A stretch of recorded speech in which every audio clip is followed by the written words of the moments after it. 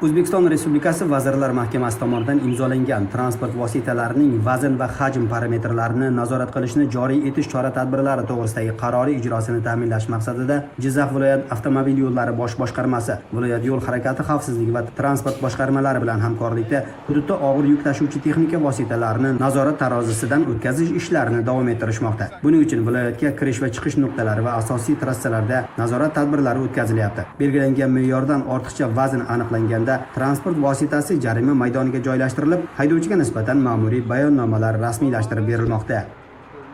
Jizzax viloyati G'allaorol tumanida bugun olib borilayotgan reyd tadbirimiz davomida Transport vazirligi xodimlari hamda avtomobil yo'llar bosh boshqarmasi xodimlari bilan olib borilgan reyd tadbirda 10 ga yaqin transport vositalarini nazorat o'tkazish tarozisidan o'tkazganimizda shulardan 3 tasida og'ir yuk borligi aniqlanib, ularga ma'muriy bayonnomalar rasmiylashtirib berildi.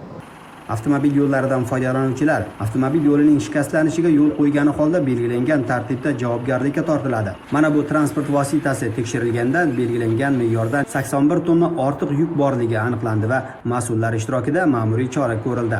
Albatta, bunday vaziyatda yo'llarni saqlash uchun transport vositasini jarima maydoniga qo'yish va yukni bo'lib tashish talab etiladi. Respublikamizning umum foydalanish avtomobil yo'llarida harakatlanayotgan yuk transport vositalari haydovchilardan so'rab qolardik. Yuklarni tashishda yo'l harakati qoidalariga amal qilishlari, Vazirlar Mahkamasining 342 sonli qaror talablaridan kelib chiqib yuk tashishlarini so'rab qolamiz. Yo'llarni ta'mirlaro muddatini uzaytirish maqsadida olib borilayotgan reyd tadbirimizda aniqlangan kamchiliklarga keskin choralar ko'rilmoqda.